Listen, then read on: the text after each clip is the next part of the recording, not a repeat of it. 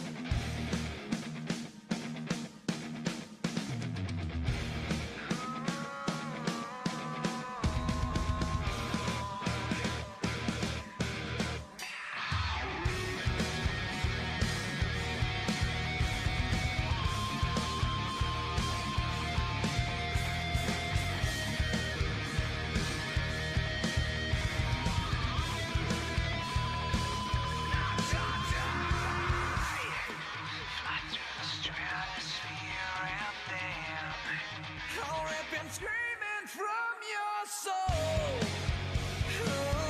We watch it fall.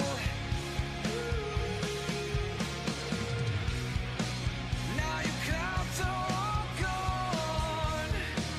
Come on, set your light through. Just set your light through before we're only whispers in the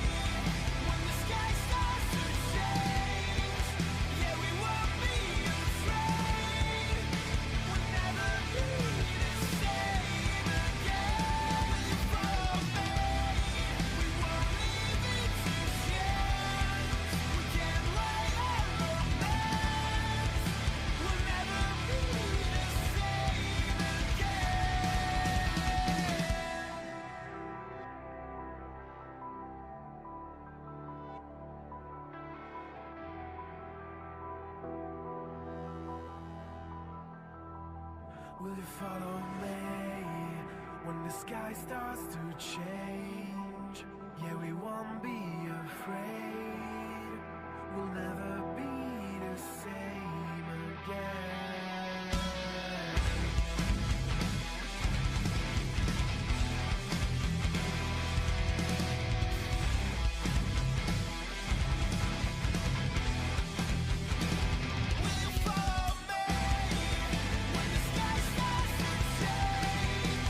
Yeah, we won't be afraid.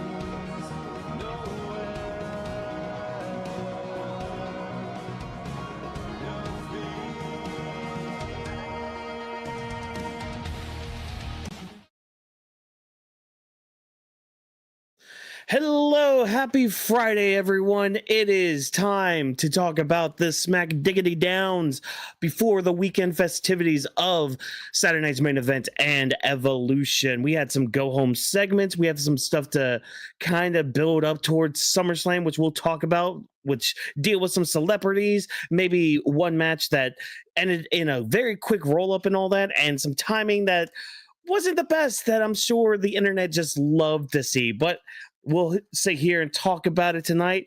Welcome, everybody. Welcome to all of our returning listeners and viewers. Hopefully you guys have had a great week and ready for this weekend that's filled with plenty of wrestling content. If you're looking for our predictions, we do have a massive predictions video up from last night's Grappling with the Week, so check that VOD out and see what we're going to be thinking about with all these cards, and stay tuned for tomorrow night for another big show where we're going to talk about 3 out of 4 of those shows. So again, welcome all you past viewers and returning listeners. But if you're new around these parts, well, who are we exactly? Well, we've got anime in our souls. We've got thoughts of wrestling out of control, and we're a group of weebs who love the entertainment of professional wrestling. So allow us to be the voices inside of your head as we go through the wrestling events of the evening, give our thoughts and predictions on what's to come, and provide an experience inclusive to all you nerds out there. So grab your steel chair, yell for the table, and get put through an experience unlike any other. We, of course, are brought to you by AniMa W3 Studio, and this is the Weebs of the Ring podcast. I, of course, am one of your lovely hosts. I am your reigning, defending, undisputed heavyweight champion of the world, one of the most decorated sports entertaining podcasters of all time.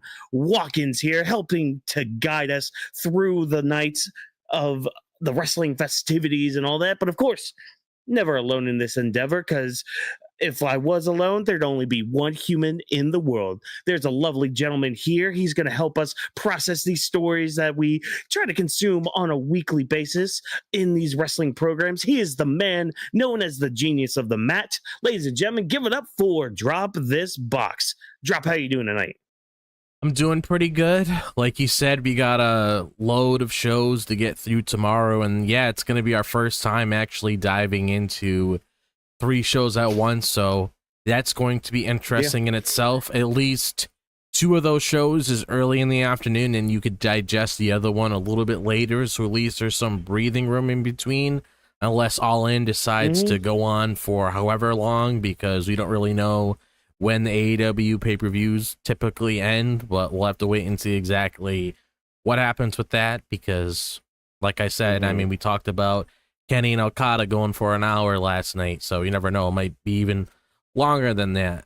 But yeah, this was the last SmackDown before the big shebang tomorrow, and I'll just come out and say I thought it was an alright show. There was a couple of things in between that I really did like, but I mean, the main course is tomorrow, so.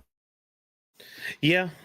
So I think we'll just kind of get into the show here. So everybody, be sure to let us know in the chat, of course, what you thought of SmackDown. And of course, if you're watching the VOD, let us know in the comments. Be sure to like the video, like the stream, do all that wonderful stuff. Because, hey, every like means Sydney gets a treat. And yes, you just heard me say a treat. And she's like, wait, I get a treat right now? No, girl, you have a bone right now. But if you give a like for this video, she'll get a treat for each one of those things. But, man, what was somewhat of a treat tonight, I guess. Yeah, I mean, kind of like what you said, it was an all right show. A few segments. I mean, I don't think anything really felt like it should have been an email. Like, everything on the show should have been on the show. It's just maybe some things should have been a little shorter, or maybe moved to maybe next week or something. I don't know. That's neither here nor there. We'll get into some of those here in just a second. But I think let's just talk about our main event stuff, because it was set up at the beginning of the night, because all we know how to do when it comes to SmackDown is, hey, let's set up the main event at the beginning of the night. We had LA Knight coming out to the ring. He was out there just to run down Seth, because him and Seth are going to be having a match at tomorrow night, Saturday night's main event. And yeah, he's basically saying that Seth and the Goon Troop. I almost said Goof Troop for a second, but I was like, no, they're Gooners right now, apparently. So cool, neat, whatever. But basically, LA Knight running them down as LA Knight does. I like the little bit he said about how the audience shouldn't be barking for Braun Breaker, because then he'd come out and like do his little like shake thing, trying to get the crumbs of his brain out of his head. I thought that was a really good line of his. But yeah, basically Monday wasn't enough, and in 24 hours, LA Knight is going to become Mr. Spoiler. Yeah. And then out comes Paul Heyman to do his normal shtick here, and he ends up getting cut off by Solo Sikoa and his MFT. And they tell Paul, hey, you might want to just leave, because if you don't, we're going to put you through a table again, and I don't think you want that, buddy. So Paul scuttles away, and of course now we've got LA Knight having to deal with the Bloodline Vortex yet again. Luckily, he's got Big Jim on his side, who just... I like the framing of this little bit where Jimmy is like, he slides the chair into the ring like off camera, and he's just like, wait, how'd that chair get in there? I just saw that go... come in from off the camera and all that. And then Jimmy's just like, yeah, I'm just gonna take out JC Mateo and I almost said Tonga Loa, because Tonga's still injured. And yeah, so they're keeping this new bloodline back with a couple chairs. Hikuleo, or Tala Tonga, he's not scared of no ghost. He's not scared of any chairs. He's about to go in there and mess them up, but Solo backs him up a little bit. And of course, we got to get a tag team match player, holla holla, with LA Knight and Big Jim taking on Solo Sikoa and JC Mateo. So I guess just this opening contest, well, not contest, this opening segment here. I thought it was fine. I mean, again, LA Knight with a few lines here about like Seth and Braun and all that. And then, of course, Jimmy coming out for the save makes sense, since he is having a match tomorrow night for the U.S. title against Solo Sikoa. I kind of wish that Hikuleo got involved. I'm going to keep calling him Hikuleo until Tala Tonga sticks in my mind, because that name is also still kind of stupid, but, whatever.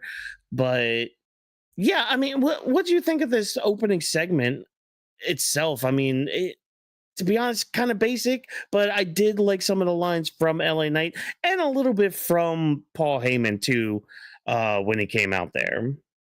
So honestly, like the way that I thought about this segment itself, I mean, well, jumping into SmackDown, I was actually curious to see who was going to open up the show.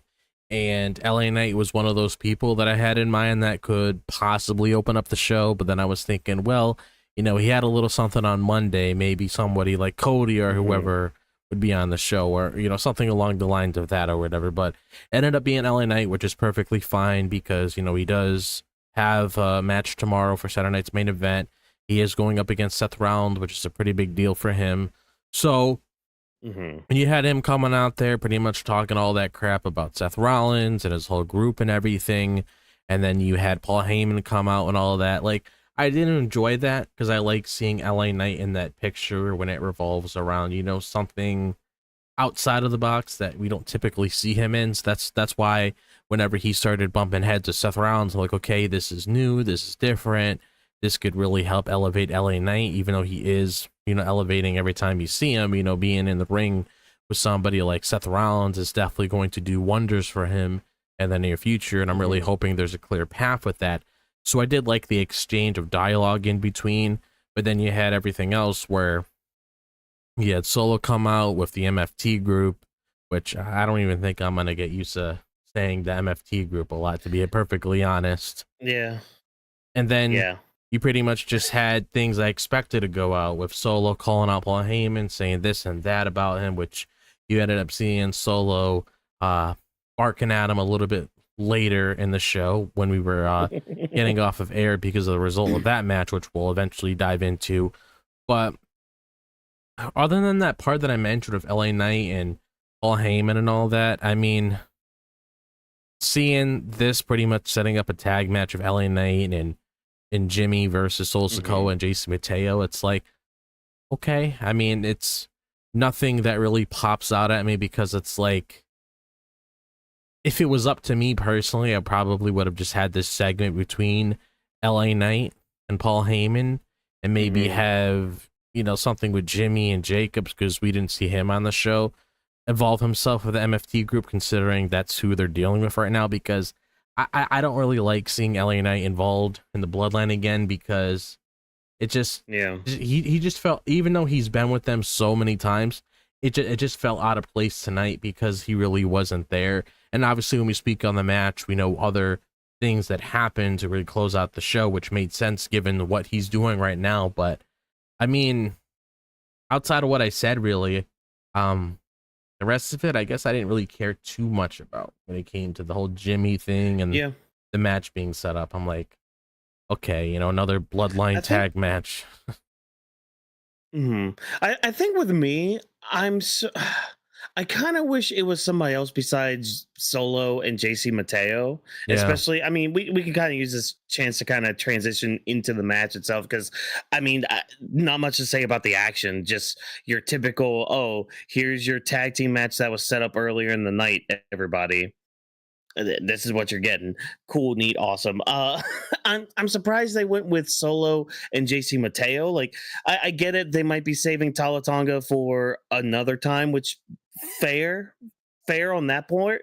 But especially if you're gonna have Solo and JC lose, I would think you would put Tonga Loa in there, as, because he always seems like the fall guy for all this. But like, I guess I get the point where it's just like, okay, we got to make Jimmy look strong and make it look like he actually could take the title from Solo tomorrow night. But I don't know. I don't know how I feel about that part. But like I said, standard.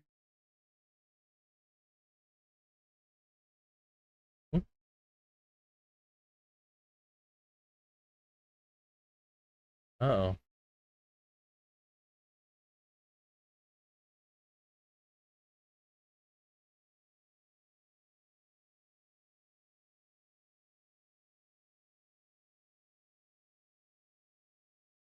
Uh-oh.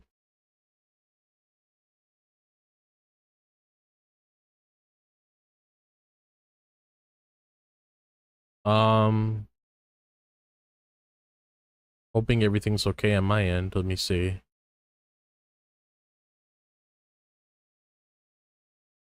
Well, I'm gonna mute myself real quick just to make sure the internet's okay on my end, guys. Apologize for that.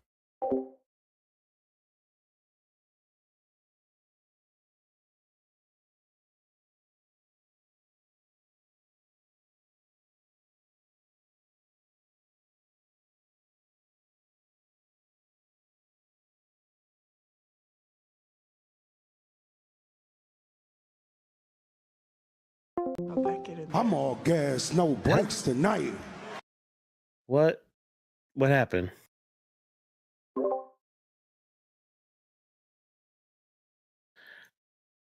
That was weird. Yeah, I wanted to double check with the house, making sure the internet was fine. Everything's loading on my end, so I don't know if it was another incident like last Monday. But everything's okay on my end. Okay, I thought that was my end, because I'm like, wait, what happened? Yeah, everything's okay on my end. I've just been chilling here, because I know last thing I saw your camera froze, so I didn't know what happened. Okay, all right. I mean, it looks like I'm good on stream right now. You're good. I think. Yeah, it looks like it. Maybe, I don't know. We'll figure it out. We'll figure it out later, everybody. So, yeah, Jimmy gets the roll up. He runs away. LA Knight hits a BFT on Solo, who's barking at Heyman, like you had pointed out earlier. And of course, that bark ended up summoning Braun Breaker and Bronson Reed, who absolutely destroy LA Knight. So he's laid out on the ground, and that closes SmackDown. Your thoughts on it all? Because I mean, standard stuff when it comes to the tag team match. Just, we got to make Jimmy look strong. We're going to continue that little segment and all that, and just making Seth's group look like monsters. yeah, I guess just your thoughts on anything, if anything's that's like, if anything stood out to you, I guess. I mean, for the match itself, it didn't really do much it didn't really do much for me, only because LA Knight kind of felt out of place tonight, only because he has stuff going on with Seth's group and everything, which you obviously saw what happened with that towards the end when Braun Breaker attacked him, and then you had Bronson Reed do the tsunami on him to close out the show. So you had pretty much LA Knight just looking up at the light to close off the show. Maybe that means something, maybe it doesn't. Who really cares?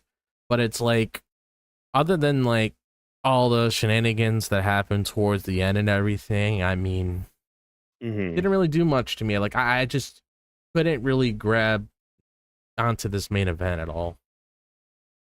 No, not at all. It's just a go home segment. It's just an advertisement for Saturday night's main event. I'm just like, all right, cool.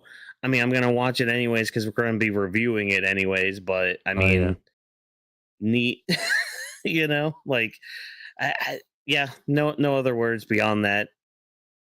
I mean, I'm still thinking Seth is gonna win, you know, regardless of LA Knight, you know, being down right here. But you know, it's whatever, I guess. I mean, hey, at least we're back to 2 hour SmackDowns. I forgot to mention that this is our first review for 2 hour SmackDowns again, which kind of wish we had an extra 30 minutes like Raw does, but that's, again, that's just my thing with having 2.5 hour shows rather than 3 hour or 2 hour shows. But you know, that's a whole other conversation for a whole other day. Nothing to go with our WWE title because John Cena and Cody Rhodes are going to be there next week. So I'm glad they held off on their confrontation next week. So don't have to force anything this week or try to shove anything down our throats this week.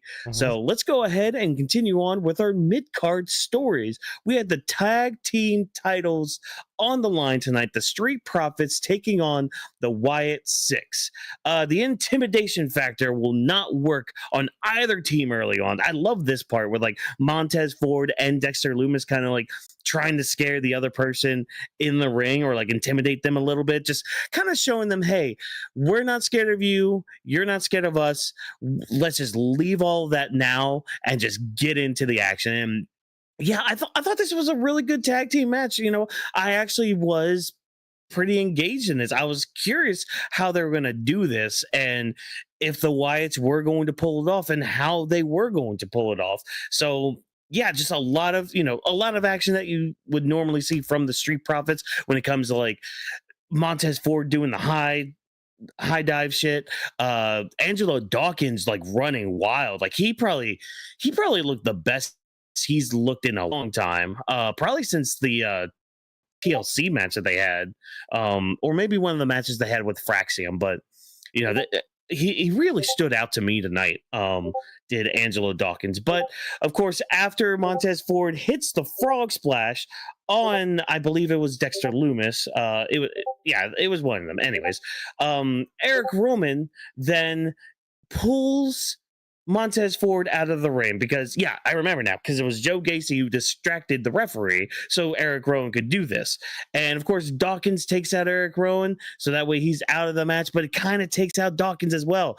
And the Wyatts hit a double team move and they win the tag team title. So finally, there's some gold around their waist. I mean, I'm of two minds of this because it's like, okay, on one hand, good on them because it gives them something that they've worked for and all that. But on the other hand, it's like, at least they're not booked like The Fiend, where it's like they're booked like monsters, because that's the thing. Like they are still human and all that, but they're not. Yeah, they're not like a Jason Voorhees kind of character coming out like The Fiend was, where it's just like, oh, you hit me with a stomp, that's cute. Oh, you hit me with 2 stomps, that's even more cute. Oh, 3 stomps? Oh no, I might have a headache in the morning. Ooh, perish the thought. Gonna be interesting who beats them though, and the fact that the Wyatts are kind of booked as heels right now, even though they are still getting cheered. Yeah, just interesting on that part. So, tag match, the match itself. Talk to me, Drop. What did you think of it? And I guess with the Wyatts going forward as tag team champions, how do you see their longevity with the titles going? I mean, I'm just hoping it does something for the division because this has Mhm. been the main topic of conversation ever since they put themselves into the tag team title picture on SmackDown. We had all these different teams going back and forth, tearing each other apart. Then the Wyatt Sicks came back. They intervened. They became a part of it. The Wyatt Sicks ended up getting momentum. Then they ended up winning the Mhm. tag titles. So all I'm really hoping in the end is for the Wyatt Six to help elevate the titles, help them feel important, do something with the Wyatt Six so it can help them stand out because they haven't really done anything as of yet to really help them stand out ever since they came Right. back. And I'm not going to count the whole introduction of them because that's just an introduction. I'm talking about things where it's like they actually did something that stood out that you can look back maybe 3 or 4 months from now and be Mhm. like, yeah, I remember when they did that. So I really want to see them capitalize somehow, do something significant that would catch our attention because anybody can win a title. It all depends if you do with it moving forward. Do you elevate it? Do you make it feel special? You know, things along the lines of that. That's all I'm really hoping because the tag division before the Y6 got involved, it was perfectly fine. Mhm. Everything was going the way that we wanted it to go. So I'm hoping we could head down that direction again and maybe with them with the tag titles hopefully it puts some weight on them to make them look strong, knowing how they're a Mhm. barrier they can't be broken. I'm just hoping to see some good out of this because this is something I have been missing on SmackDown was like some good focus on the SmackDown tag division. So now that we have new champions, Mhm. let's see what the other teams do moving forward because you already had Fraxium talking about how they wanted to get a shot at them, and then you Mhm. have everybody else involved back there as well. You got Andrade and Ray Phoenix, now a team working alongside each other, so you never know how Yeah. things are going to work with that. So that's all I'm really hoping for in the end when it comes to what's going on with the tag division here. Yeah. How do you feel about Andrade and Ray Phoenix officially becoming a tag team now? Because they walked up to the tag team division, they were like, "Oh yeah, we actually kind of beat most of you guys, so I guess me and Ray Phoenix we're part of this group too now too, and all that." And like DIY they're freaking out about everything. Motor City Machine Guns are just there. I guess Yeah. I don't really know what they're doing and all that. Like they're doing this thing with like the tag teams where it's like, oh yeah, we're gonna have them all together. We're doing something with them. It's just like, okay, you kind of are. You kind of are. It's just like you could be doing more. You know what I mean? Like, okay, actually, like, when are we gonna have that blowout between DIY and Motor City Machine Guns? Like, because they keep like dancing around it. And it's just like, okay, it's great that we're doing like the little teases between the two, but like, let's have them like actually fight. Like let's have Yeah. them like come to blows. Let's have them do something more. I mean, I get it because it's like, oh, this one force now with the Wyatts are here, and we got to kind of team up with them and all that. It's like I get that part of it, but I don't know. It's just even before then they were kind of just treading on the blow off match between the two teams. But yeah, what are your thoughts on like Andrade and Rey Phoenix becoming an official team now in the division? I don't mind it because it at least gives them something to do because one of the things Hmm. that a lot of us have been wanting to see is Andrade get some on-screen action and then having Ray Phoenix getting some on-screen action because you look at where Penta is right now, he's dealing with Seth Rollins, a lot of main players on the card on Monday Night Raw. So if you throw Phoenix in there for Andrade, which they're both great wrestlers, I mean, you can get a lot of good matches out of that. Maybe they can have a tag team title opportunity in the future. That's what I'm really hoping to see out of it. So I do like the move. It Hmm. makes sense if you want to raise the bar a little bit when it comes to fleshing out the tag division because before we had the same people, and it wasn't that big of a deal. But I feel like throwing in like one new tag team there kind of makes things a little bit more interesting, because you could see DIY versus the both of them, or Motor City Machine Guns versus the both of them, or even a match like, you know, Fraxium versus DIY, and I mean Fraxium versus Andrade Ray Phoenix would be nice as well. So yeah, I really do like the move. Yeah, and in a way, it does kind of shoot a little injection into the tag division, because like, hey, now there's a new tag team just throwing in the mix here too. So yeah, like you said, there could be some good matches to come out of this and all that. So we'll have to see. At least I will say this: at least SmackDown's doing something with their tag teams. Unlike, you know, Raw, we're just like, hey, we have 3 teams plus Alpha Academy, and I'm pretty sure I'm forgetting somebody. Oh, and the Creeds that are just there. Cool. You know, so at SmackDown, at least you're trying. I'll give you that. You get a participation award from me.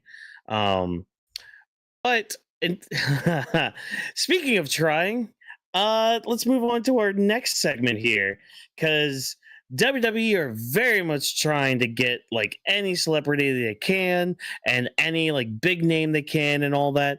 And their latest installment of all this comes in the form of Jelly Roll, who I do want to give some props right now, really quick. He looks good. He's lost a lot of weight since the last time, like since last SummerSlam, like just a year ago. Yeah. The dude's lost a lot. He's looking really good. It looks like he's just happier in general. So I do at least want to, you know, give a shout out to Jelly Roll for all the hard work that he's been putting in for his own health and all that. Hopefully it is in a healthy way as well. But, you know, we're in Nashville and all that, you know, the city of music, and definitely city of like country music and all that. So he's out here. He starts putting on a concert here on SmackDown, and then he gets interrupted by Logan Paul. Logan Paul, of all people, interrupts Jelly Roll by saying, I hate when things like this happen, when you celebrities come in here and you try to clout chase, you try to like come into our business, try to be us, try to be a wrestler and try to get into our ring. Like all the complaints that you say about Logan Paul is just spitting them back out. So I love that heel work. I thought that was great. It was especially from who it was coming from, of all people. Logan freaking Paul is the one that's chastising Jelly Roll for coming out to the ring, doing a concert or whatever. And the other best part about this is the fact that Randy Orton of all people comes out to the defense of Jelly Roll. Like, it's almost like somebody like kicked and shot Randy Orton's dog or something. I'm sorry, Sydney, I had to say that, but it's just an example, girl. You're good. You're good, girl. Like that dude just came out, and I wish I could remember the one line that he said about like Logan Paul being a bitch and all that, but like I feel like Randy was getting a lot off his chest when it comes to Logan Paul, at least when he first came out. But of course, this is enough of a distraction for his opponent tomorrow night at Saturday Night's Main Event, Drew McIntyre, to run out, hit a Claymore on good old Randy Orton, and then just gets pushed out of the ring by security for Logan Paul to get in there, get some cheap shots in on Randy Orton. But who comes to save the day by grabbing Logan Paul by his little stupid blonde perm? But Jelly Roll himself getting a little bit physical, tossing Logan Paul to the ground, and is coming to the aid of Randy Orton. Randy Orton had to be saved by Jelly Roll. Like, you see that written on paper, and you're just like, what? No. Why is that a thing? But in practice, it was kind of hype. I'm not gonna lie. I was kind of like, all right, you know what, WWE, you're kind of cooking something right here with this celebrity involvement. And then after that, Logan then pulls his best El Kabong interpretation by destroying the drum set and the guitars on the stage. How dare you? That hurt my, it always hurts my soul whenever a wrestler uses a musical instrument as a weapon and it just gets destroyed. Like the time Francesca, one of Xavier Woods' trombones got bent. I thought I had a heart attack that night. I was like, no, why would you do something like that? Why murder them, destroy them? He mocked me. How dare he destroy that trombone? But yeah, I'm not gonna lie, because it was all the reports earlier today that came out saying, oh yeah, Jelly Roll's gonna have a match, and it's like, like nobody wanted this, nobody asked for it, and then we get this segment, and even me in our Discord server, I'm like, oh, you know what, I'm kind of coming around to this. I'm starting to see a certain vision. I think the benefit of this is it's a tag match, and people can complain. It's like, oh, well, Drew and Randy should be in more high profile matches, blah, blah, blah. But I mean, here's the other thing too. Like, obviously WWE is going to do a business move like this. They always get a celebrity involvement in these big shows because they want to get more eyes on the product. And who better to get involved with Jelly Roll in this segment than one of your top legends that are still with the company in Randy Orton, one of your future legends in Drew McIntyre, and Logan Paul, who's already like somebody that brings in people and all that. Like that just makes money right there, you know? And I mean, WWE do love their money, you know? So I don't blame them here. And if anything, this was a fun segment. Like, I had fun, and wrestling's supposed to be fun, you know? So I had fun. It seems like the audience, the live audience, had fun and all that. Yeah. What about you, Drop? Did you have fun with this, or did you absolutely despise this? Did this make you want to grab your torch and pitchforks and go after an ogre, or what? Talk to me. What do you think of everything? So I was really, I was curious to see how they were going to put this together, because me and you knew that Jelly Roll was going to be on the show. We just didn't really know what they were going to do with it. We didn't know if it was going to be a segment that we got tonight. We didn't know if it was going to be a little musical number like we saw when he came out. We didn't really know what this was really going to lead to. We didn't know who the run-in was going to be. We didn't know, what it was at the time. So I came in here. They said he was coming out next. He comes out there singing one of his songs. And then all of a sudden, you got Logan Paul coming out. It's like, okay, he's back. He wants to have a little program at Jelly Roll heading to the summer. Okay, whatever. He's going to be on that SummerSlam card. So I'm not really surprised about that. You get Randy Orton involved there, pretty much calling out everything that Logan Paul said, which is something I really liked, because that's a common thing, not just in WWE itself when it comes to other wrestlers that said that to him. That's a common complaint online when it comes to a lot of people saying things about Logan Paul, saying he just walked there and thinks that he owns the place and everything just because he wrestled like a bunch of matches and everything. Like, that's just a common thing that you hear about him a lot online. So I kind of like how they brought that in there, and it makes a lot of sense the way that they brought that into the segment. You have Drew McIntyre come in there pretty much to build a little bit more towards their match tomorrow for Saturday night's main event. And then I guess, looking at a preview of what we might be getting at SummerSlam when it comes to the tag match between Randy and Jelly Roll versus Drew McIntyre and Logan Paul.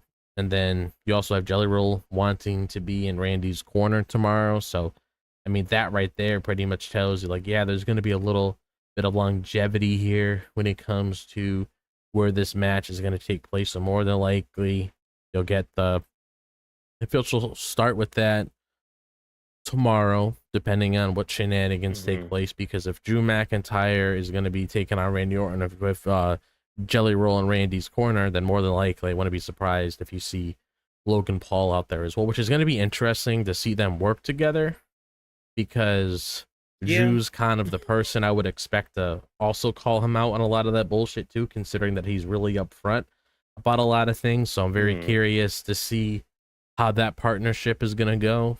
Maybe Logan, I don't know if Drew remembers what Logan said about him during the build up to the Elimination Chamber, but I guess that's a story for another day. But all in all, though, I thought this was a fun segment itself. I felt like they did very well here, and I'm just curious where it's going to go. And yeah, I remember watching the part when Logan was destroying the equipment. I was actually thinking about your reaction to that when all of that was happening.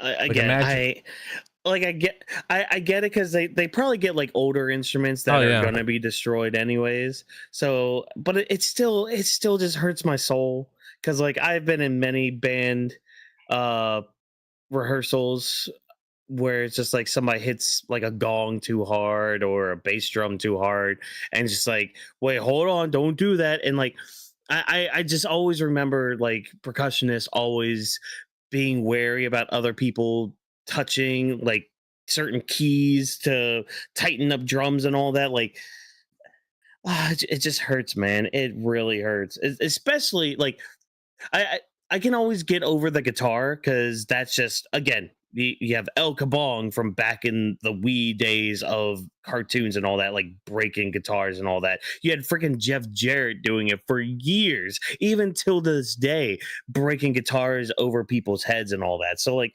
that one doesn't always get me. It's always just like the drums or like the brass instruments or sometimes the pianos. Like you kind of got to be careful with the pianos because of the piano wires in them, but I'm sure they gimmick them enough to like not do anything dangerous, because those could like kill you.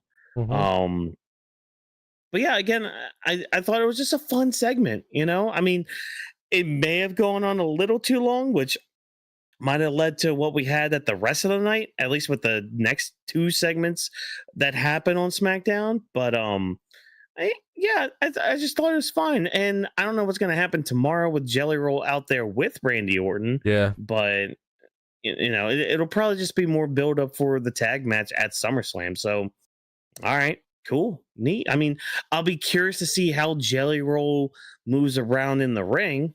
You know, like maybe I'll get a moonsault. Apparently, out he of had been. That would be insane. No, if Jelly Roll did a moonsault, what should I do? I'll dye my hair pink if Jelly Roll does a damn moonsault at SummerSlam. Putting it on camera right now, I will dye my hair pink. Oh my gosh. But hey, from one pink character to one that's black, but not because of his skin, but because he likes to hang out in dark rooms.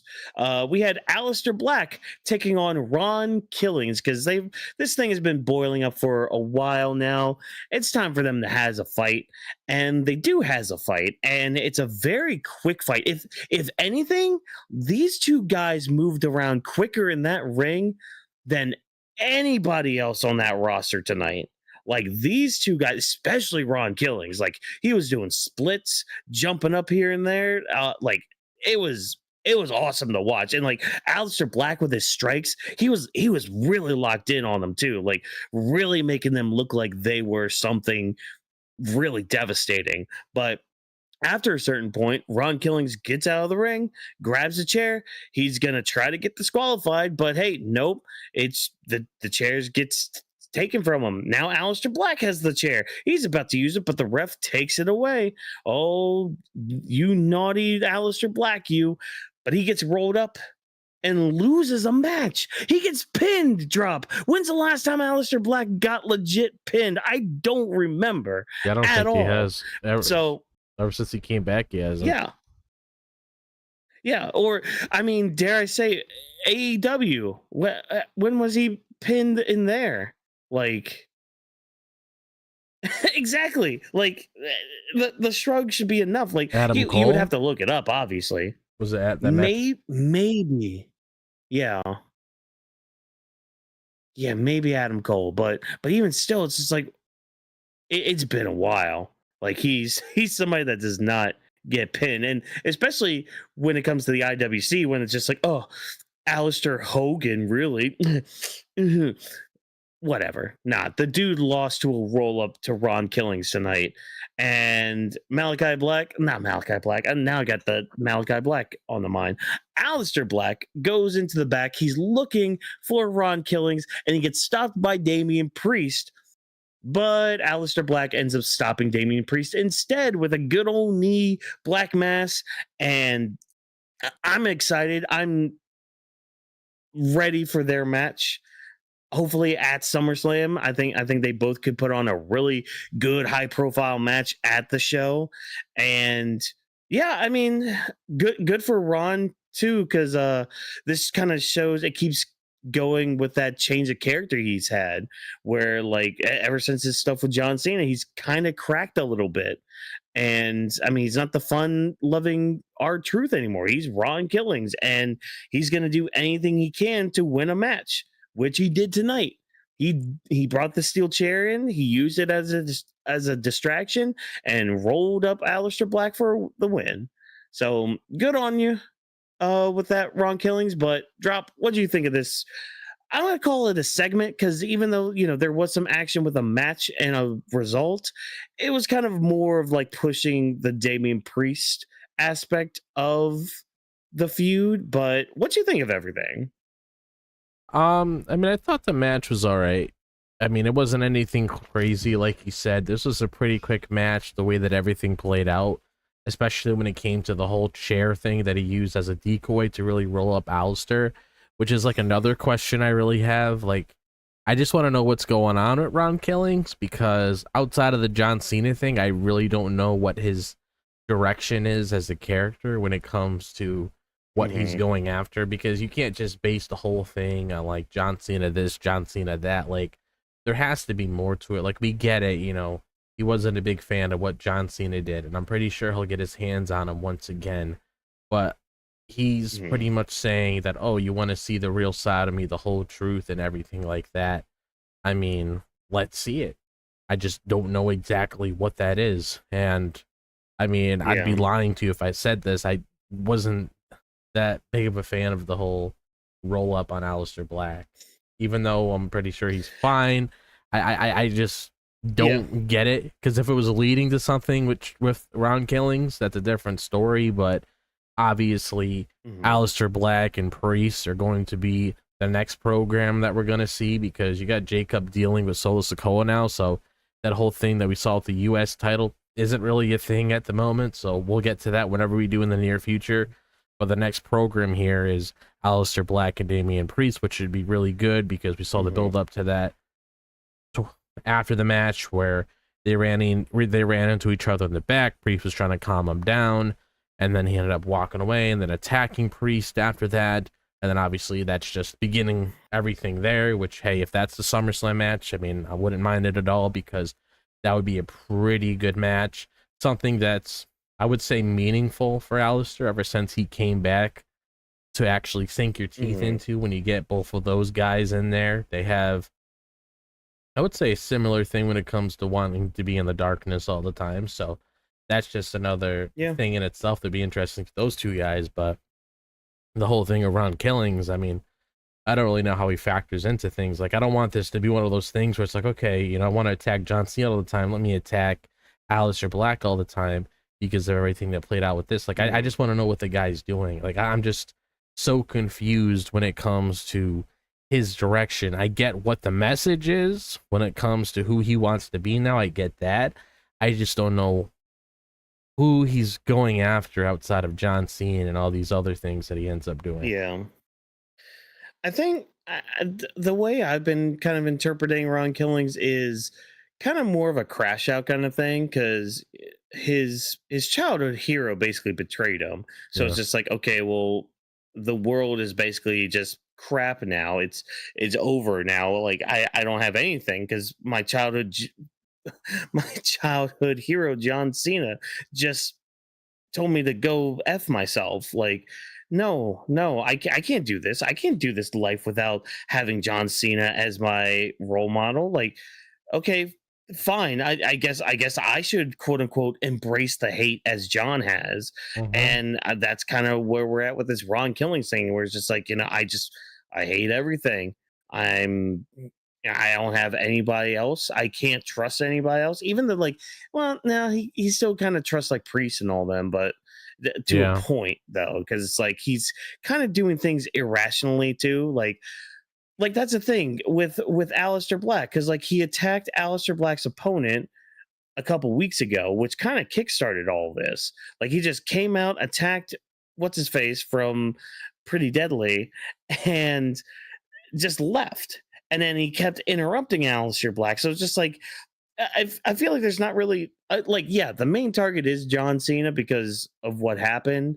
So it's just anybody else might just be collateral damage to a point, because like I'm still kind of hooked on the idea of Ron Killings being the thing that brings John Cena back, and in a way, like maybe part of Cena's redemption is to bring our truth back. You Yeah. know, Makes sense.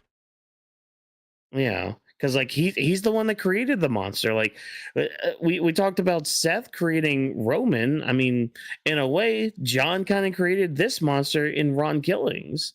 The guy's just getting in other people's matches and way and all that, and doing what he can to just win a match. So yeah, maybe it's up to John Cena to bring us our truth again. Um, but I mean, it's either that or Ron Killings is just being used as a plot device for Damien Priest and Aleister Black to start feuding. Yeah. So, mm. But of course, that's all in the future. That's for SummerSlam time. We still got to build up to another show this weekend known as Evolution, because WWE are finally putting on their second all women's PLE event. So we've got to kind of build up to that besides some vignettes and all that. We'll get to the promo segment with one of those matches here in just a little bit, because we got a fatal four-way match between the speedsters, I like to say, of each tag team. Alexa Bliss taking on Kairi Sane, taking on Soul Ruca, and taking on Roxanne Perez. So Soul Ruca making her main roster debut, quote unquote. I think so. Unless you count speed, but that's Twitter speed nonsense.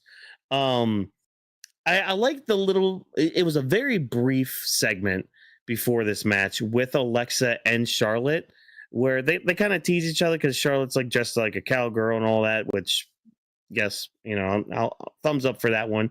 But like Alexa kind of teases her a little bit about coming out to the ring, being her cheerleader, and Charlotte's just like, oh, well, I'll cheerlead for myself, or some line like that. But I messaged Drop too during the segment, because earlier this week, Charlotte kind of came out with like this big, Yeah, I didn't see how did it. they describe it? Like, what's up? I said I heard you and Vash talking about it. I just never checked it out myself. Highly recommend, I think, because she kind Yeah. of goes into a few things, Mhm. like her mindset at a few moments of time, and her mindset even just recently. Yeah. Like because she does go into like the whole like over 3 in divorces that Tiffany pulled out during WrestleMania, Yeah. because that did kind of rattle her as a person. Um, but you can kind of tell there's something different about Charlotte, because like I feel like she's kind of getting into this thing with Alexa, which good, that shows that she actually kind of cares about a program for once, or at least since she's come back this year. But maybe like this little like write up that she had kind of helped her get some weight off her shoulders and all that, especially with things that she's probably been thinking about with like her past and present and future and all that. But I at least wanted to point that out, because again, I had messaged you about it, and you kind of said a comment too about it. Like she seemed happier, I guess. Like I don't know, I can't really describe how she really sounded, and it it felt different, you know? Um, but anyways, that's more introspective things that we can hit on as we continue forward. Because hey, we got a big old fatal four-way match, and I thought this was really good. You know, we got to showcase a lot of these women and what they can do, especially Sol Ruca. Like, she came out to show out. She pulled off that Sasuke flip, which had Charlotte rocked a little bit. She pulled out a double soul snatcher at some point, and yeah, I thought each woman looked really good in the match. Even their partners, who on the outside ended up getting into it with uh the moment where Raquel puts Roxanne's foot on the rope after that double soul snatcher, and Zarya gets in the way, and then Charlotte takes care of her, and Asuka's kind of taken out as collateral damage and everything. And when Kairi's going up for insane elbow, Alexa counters it with some feet, and she hits her sister Abigail DDT for the win. Well, I say hit, but she kind of messed it up a little bit, but things like that happen anyways. Yeah, so looks like Charlotte and Alexa are standing tall going into Sunday, but I'm still kind of pushing for them to win. I mean, just that short little thing with Charlotte in the back, I feel like she's kind of revitalized herself a little bit, and I hope that kind of shows in the ring as well. But what about you, Drop? What do you think of the Fatal Four Way? And I guess, you know, because you're more of the NXT guy around these parts. What do you think of Sol Ruca being on the main roster and kind of being able to have a little bit of a showcase here? I really liked it because I wasn't aware this match was happening until after I set up the stream and everything, so I wasn't really able to include it into the description. But when I saw that this match was announced, I'm like, okay, you know, this is pretty cool. You got Alexa Bliss, Kairi Sane, Sol Ruca, and Roxanne taking part in this match to build up to the tag match at Evolution on Sunday. I really liked it because, like you said, these are the speedsters, these are the guys, these are the ladies, I should say, that could do a lot of moves. And I've always loved Sol Ruca. She's very athletic. She shows it every time. She's a gymnast. So whenever you see her do her thing on NXT television, it's always a delight to see. She always puts on great performances. And I love seeing her move around the ring with somebody like Alexa Bliss, who's a veteran. Then you got Kairi Sane in there and Roxanne Perez, which pretty much came from the same building that she did in NXT. So it was just really nice to see her move around with them. I always love her soul snatchers. It's just like probably one of my favorite finishing moves when it comes to a lot of these newer superstars. Like the soul snatcher is definitely one of my favorite like new finishers that's come out as of recent memory, because I just love the way she does it, especially when she went up against Kalani at a PLE a couple months ago. The way that she pulled off that soul snatcher, which got a lot of attraction online. So I just like seeing her here. And I never really thought in my head like where she would really fit best. But I mean, hey, if you want to put her on SmackDown in the near future, once she gets everything settled with the NXT North American Championship for the ladies, and if Sean doesn't have anything else for her down there, I mean, I would love to see her on the main roster, maybe in the next year, or maybe whenever the draft happens, whatever, depending on what the path is. I would love to see her, because I do think that she's ready. If they want to bring her up, if they want to let her do a little bit more in NXT, that's fine. It's not up to me. But I just like seeing these ladies, you know, get a little momentum in the ring when it comes to just preparing for next week. And we had Alexa Bliss winning the match, you know, getting the W on Kairi Sane. She was able to hit her finisher when she reversed it from Kairi Sane again, which I thought was a good spot. And yeah, you know, it would be pretty nice to see if things evolve with Charlotte and Alexa, because as of now, I do have Roxanne and Raquel retaining. But if I were to pick a second pick, like if it were to come to a team that could benefit from a win with the women's tag team titles, it probably would be them, because I mean, you got Sol Ruca and Zarya. They have their own thing on NXT. So, and plus, in the near future, whatever, I think Sean probably has a program between the both of them. And then you ended up Oh, having yeah. Roxanne and Raquel, Judgment Day thing. So you already know the whole story with that. And then you have the Kairi, Sane, and Asuka thing, which for all we know, Asuka could maybe flip out on Kairi if they lose the match. Maybe that's what gets us to SummerSlam for an EO when it comes to shenanigans between those three ladies. So it's like you have these other people that have like different paths. So if they lose a match, not really that big of a deal. But if you wanna, I guess, make unpredictable thing happen at the show, then Yeah. throwing the titles on Alexa Bliss and Charlotte would be cool if you want to do something with that. But yeah, I really like this match. I'm actually glad we got a match like this. This probably, I'll probably have to say that might have been my favorite match tonight because I just love seeing all these ladies in the ring. Yeah, I wouldn't blame you for having this for like a match of the night tonight. Yeah, it was, so this match was announced like shortly after like I was leaving work. I had checked Twitter and just like, oh, by the way, fatal 4-way match tonight with the female competitors. I'm like, oh, so we are gonna build for this event. All right, cool, neat, excellent. Yeah, again, just kind of showing each like member of the team. I am glad they did a like a version of each team, or like a certain member of each team.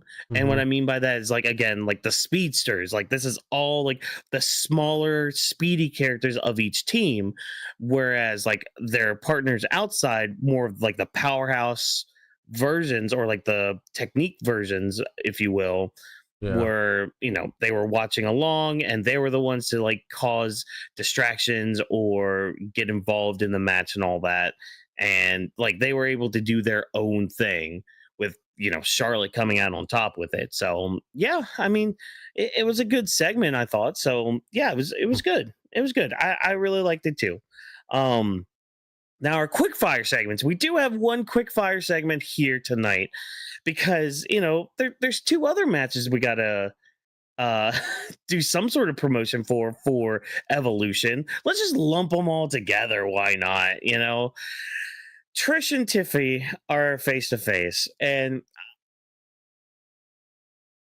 I gotta, no, you know what? The best part of this segment was Trish and Tiffany just being out there. I'm just gonna leave it at that. Take that what you will, everybody. You know what? Look it up. Look up just a picture of them in the ring, and you'll understand what I mean.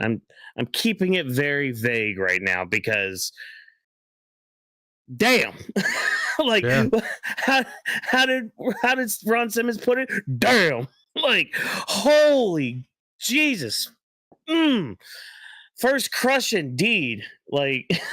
Yeah, I did say that shirt that she was wearing was pretty accurate because before all these other girls came into the picture, she was probably the one I had my eyes on when I first got into wrestling, Trish Stratus.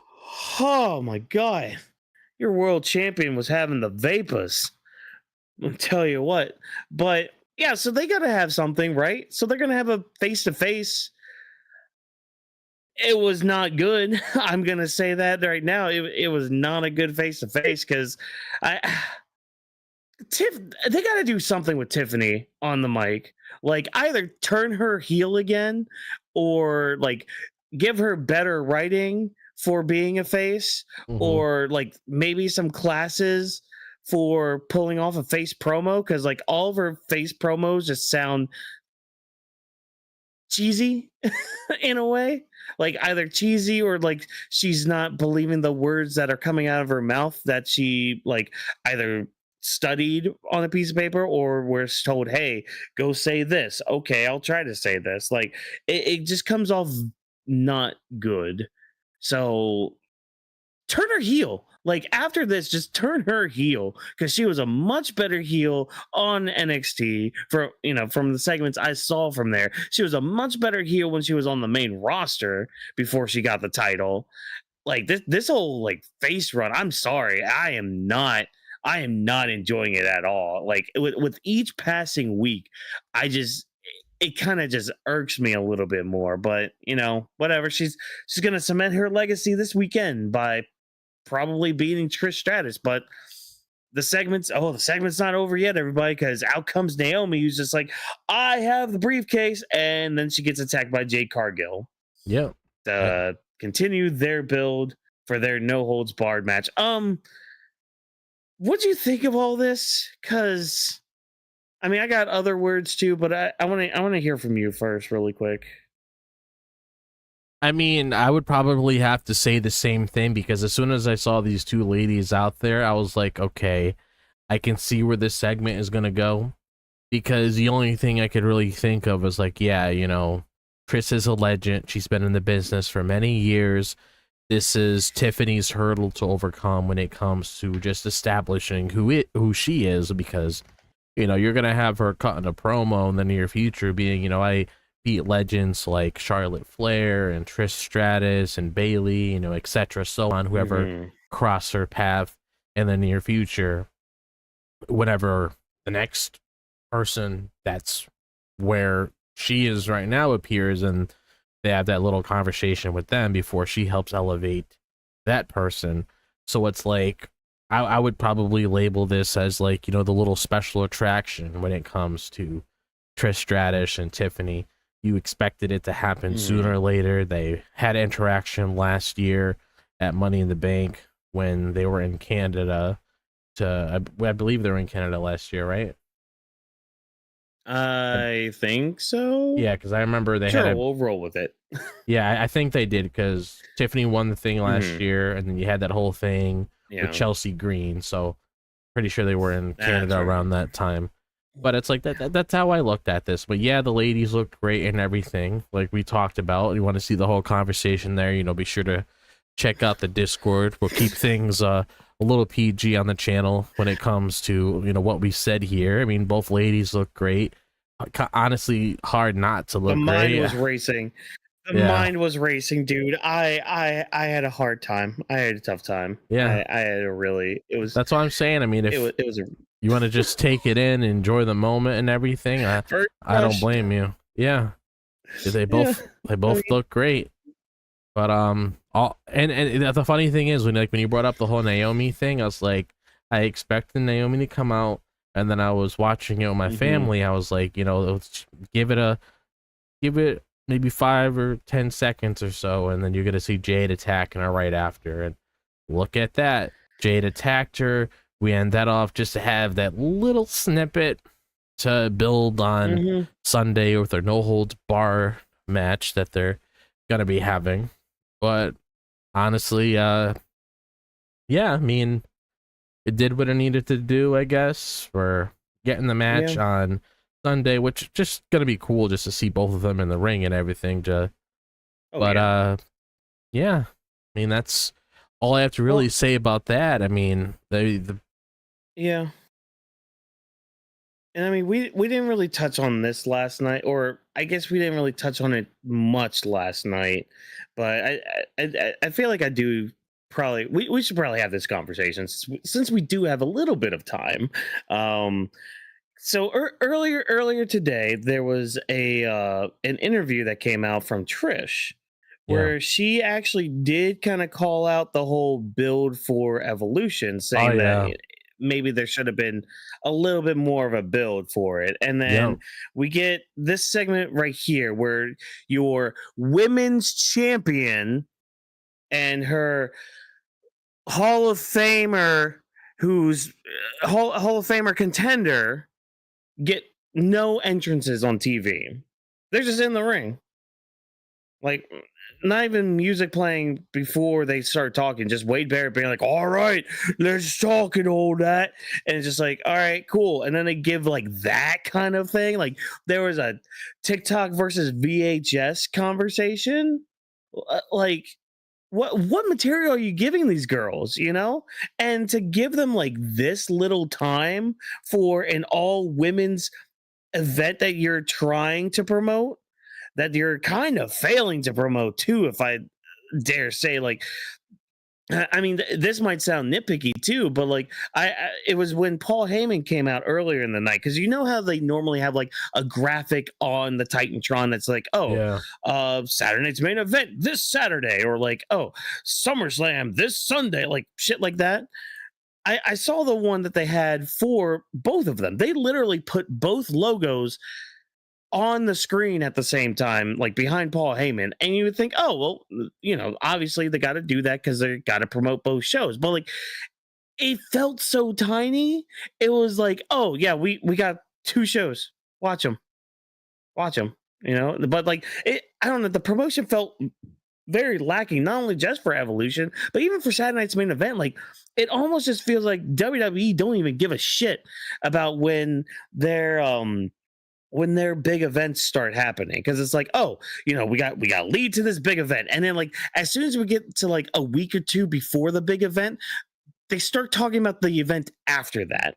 They start trying to promote the event after that, and then you get to the event that you're supposed to be excited for, that, you know, the go home week was supposed to lead you to, but now all they're thinking about and talking about is the next event. So like, at least they haven't done that too much, at least this week. But see, that's the other problem, is they're also trying to build up 2 different shows at the same time, 3 if you count Great American Bash. But like, they're already starting to plant the seeds for freaking SummerSlam. I mean, we've got the women's number 1 contender in Jade Cargill already set for SummerSlam. We've got John Cena and Cody Rhodes set for SummerSlam. We just got the setup for this tag team match with Randy and Jelly Roll taking on Logan Paul and Drew McIntyre. So like, we're already setting stuff up for SummerSlam, but even still, like, this weekend there's a battle royal for a number 1 contendership for freaking Clash in Paris that is at the end of August. That's over a month away, more than what they're given. You know, and it's just, it sucks. Roll's gonna be on there. All right, great. Who else is gonna be on there? Well, you got SummerSlam happening right now. Clash in Paris. Yeah, that's happening same day as another event, but don't worry about that other event. We're trying to book around that, but that's just a whole other conversation for things. Oh my gosh, sorry. I need to get that off, because it's just been bothering me so much. Just like with their booking with these shows, how they advertise these shows anymore, and just how they're too forward thinking. They're too like thinking of like the next event, where like they should just focus on the event that they're leading up to, and yeah, plant seeds for the future. Yes, you should, but like, have more of the focus be on what your big event is, because like, the big event doesn't feel as big because you're already talking about the event after that. Oh my gosh. But I think SmackDown was all right though. You know, over that. Oh, what happened to the stream? Oh, there we go. Never mind. That was on my end. Drop. Your turn. I'm to tag you in. What do you have to say? Call me an idiot. I don't care. It's fine. What'd you feel of everything that we're getting for Evolution and Saturday Night's Main Event this weekend? I mean, it's what I expected us to get, considering how stacked it is with the Saturday Night's Main Event, the NXT show, and then we have Evolution on Sunday. So I've sort of expected we were going to get something like this, because they just wanted to throw all these shows in at the same time. I don't know why. It's a little bit too much wrestling. I mean, all in. I even looked at it in itself, was like, you know what? You got all these shows coming out. You know what? I'm going to spend some time with my girlfriend, maybe catch it a little bit later in the evening, enjoy my day, see a nice movie, go out to eat, everything along the lines of that, because it just seems a little overwhelming with a lot of the shit that they're doing right now. Like, it almost comes to the point where it's like, even though we are covering it tomorrow, it's just like a big mouthful of like a lot of the shit with WWE that they're throwing at us at once, because they could have easily done something where it's like, okay, the NXT show could be next Sunday, because typically the NXT shows, they normally happened on their own, and where it doesn't intervene with the main roster shows, and they could have had that Saturday night's main event on that Saturday, and then they could have done the Evolution thing maybe the following week or whatever. But obviously, we know what it is, the whole AEW thing. They know it's their WrestleMania show when it comes to All In. That's why they're doing it. This is going to be the last time, but there's a point where it's like too much wrestling, and then you start getting that little burnout where it makes you not want to even watch it because they just stuff. It's almost like you had a nice meal for dinner, and then somebody just wants you to have more, but you're stuffed, and you don't want to end up getting nauseous and stuff, and like starting to stuff stuff down your throat. That's how it feels at WWE. It just, everything's just so cluttered. Like, it's just not a very clean schedule for them. I don't get it. No, I don't either. Like, I really just don't get it at all. And like, even when you look at this past year, because so a lot of this rant that I just went on kind of came from something I was listening to on my ride back home from work today. So Cultaholic, they normally do like their half year like awards kind of thing for wrestling, and they kind of talk about like, oh, here's like the feud of the half year, or like the tag team of the half year and all that, or like the show of the half year. And like, you know, they're talking, they're giving their opinions and all that, and I'm sitting there thinking, wow, it's really, in a way, it's kind of hard for me, at least on the WWE side. Is there a tag team of the year? Is there a feud of the year even? Like, Yeah, because like there are a few things like that kind of stand out, but like even just compared to last year, like last year we had freaking CM Punk and Drew McIntyre pushing the year. We yeah. had like the end of Roman's reign and all that, and Roman and Cody teaming up, like Cody's like huge WWE title reign and all that. Like, there's big things happening last year. This year, like the biggest thing that happened was Cena's heel turn, and then that ended up like petering out there. And there were a few things like standing out here and there, but like I can't think of anything on WWE side that makes me go, "Oh yeah, that was insane. That was amazing." Like, and as I was thinking this, the thought came to my head.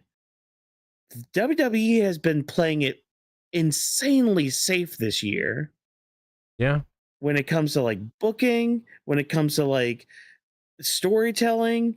It's been insanely safe. And you know, say what you want about like the ads or whatever. That's whatever. But it's just like, looking at some of the matches and some of the booking decisions and the storytelling aspects of things, like there's a lot of safety going on, and it's to the point where it's just like, okay, are we gonna just wrap everybody in bubble wrap now?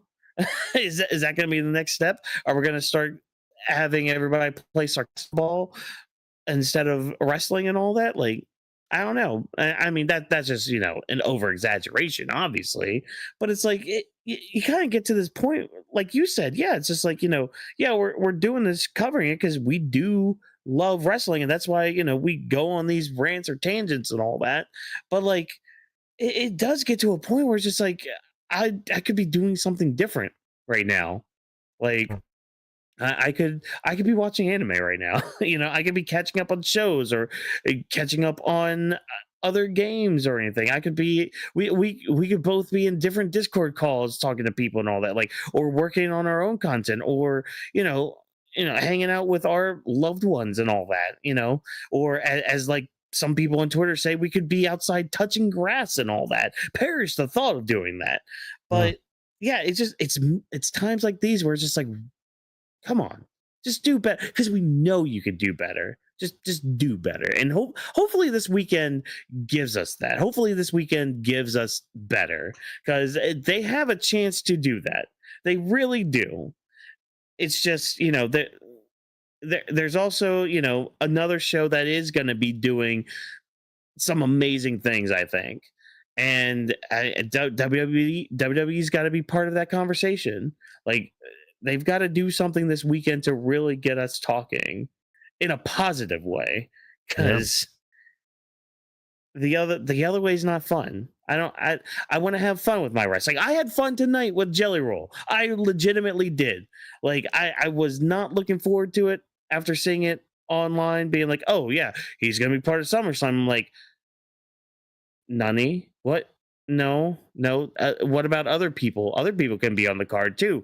But then seeing how it evolved and seeing where it might be going, I'm like, all right, you know what? Fine, fair. And like Charlotte stand out tonight too. I thought like just her energy overall felt different and it felt more pleasant and made me kind of be a fan of her again in a way. But I want to see how that translates in the ring too, because I know she felt a little clunky at times, but that's just me as a consumer and all that. Um, yeah, I mean, all right, SmackDown, just hoping this weekend kind of starts turning things around because, you know, we got the rest of the year ahead of us. Hopefully, you guys are able to pull something out. But Drop, go ahead and finish this off. What any final thoughts, any final words of encouragement to others out there who are also feeling some of the burnout, maybe? I mean, all in all, I'm just hoping things get back on track leading into SummerSlam. That's all I can really say. I just want to get through this hurdle and then hopefully heading into SummerSlam, and then for the rest of the year, hopefully we have some good things, because I mean, this year hasn't been good for WWE at all. I mean, you could say that for both companies when it comes to how the year started off and everything. But it's like, I mean, it all really depends what happens this weekend moving forward. I mean, even with the whole AEW thing, when it comes to certain storylines that they really need to put an end to instead of continuing it for whatever reason, because that's going to be a topic in itself if they don't go down the route a lot of people want when it comes to the whole Moxley situation, because that's just going to leave a sour taste in a lot of people's mouths, because this is one of the points where you can conclude that, move on, start new, heading into the rest of the year and everything. But again, we're just gonna have to wait and see what's in store tomorrow when it comes to all these shows coming out. Yeah. So if you're watching on the shows, kind of like what we are doing, more power to you. Hopefully you've gotten like you drink your coffee, you inject yourself with some sort of like caffeinated beverage and all that. Get your snacks ready, because especially when it comes to All In, that's probably gonna go right until Saturday night's main event starts. So yeah, make sure you got your snacks and dinner and lunch ready for that moment. Hopefully you guys have seen Superman 2 by then, because you probably won't be able to see it Saturday unless you go to an early showing like I am. I'm going in the morning, so I'm gonna have to wake up a little earlier to drive an hour to my theater that I want to go to. But yeah, so I mean, you know what? We're just gonna stop there. I think again, this weekend has potential to make a lot of wrestling either good or bad or mediocre at best. But we'll be here to talk about it or bitch about it or maybe cope with it. Who knows? We'll find out. 24 hours from now, we'll have another podcast episode where you'll hear all of our thoughts on 3 of the 4 shows happening this weekend. The other one will happen on Sunday, and we'll be all happy-go-lucky for it. So I'm just gonna end it there. We're gonna end it there. We're good. I think we got a good show out tonight. You know, again, a little bit shorter than usual, but you know, it's fine. We're gonna have other things to talk about this weekend and discuss and hopefully be merry about and all that. So yeah, I'm just going to take the time now to thank you for taking time out of your day to listen to the Weebs of the Ring podcast. If you enjoyed what we had to say, if you check out the screen right there in the yellow part right at the bottom of it, you'll see all these handles. You'll have AniMa W3 Studio, that is the parent company. You have Legend D Vash. I know he's not here tonight. He actually was going with his lady to go see Superman. So if you see him out there, make sure you say, hey, hopefully Superman was good for you. There is Drop This Box, again, genius of the mat. He will help you guys process these stories. There's of course myself, your world champion walk-ins, to help guide you through the wrestling world and all that. And of course, Weebs of the Ring, the channel that is here to give you the podcast episodes. If you don't have the subscribe or bell icons, hit for here, hey, you can always check the Twitter machine or any other social medias of Weebs of the Ring to check out to see when we go live with these episodes. And of course, using the hashtag Weebs of the Ring to continue on the conversation and let us know of any feedback that you guys have or any other content you want to see, because there is going to be a new thing coming out on Sunday. So stay tuned on that. It'll probably be out like Sunday morning ish. So, when you wake up from your long day of wrestling content, check out the YouTube channel. There'll be something special for you there. Just do all that wonderful stuff to follow us and all that. And feedback, again, always appreciate, because we're nothing without you guys tuning in, and we love to level up our own show and product that we bring out to you guys. Weebs of the Ring is presented by AniMa W3 Studio. Thanks, of course, to our production team for all of their hard work for putting on the show and all that. Thank you once again for joining us. And remember, as always, no stunt grannies were harmed in a recording of this podcast. Have a good night, ladies and gentlemen, and we will see you tomorrow night for the triple threat action of Great American Bash, All In, and Saturday night's main event. Have a good one. Have a good one, guys.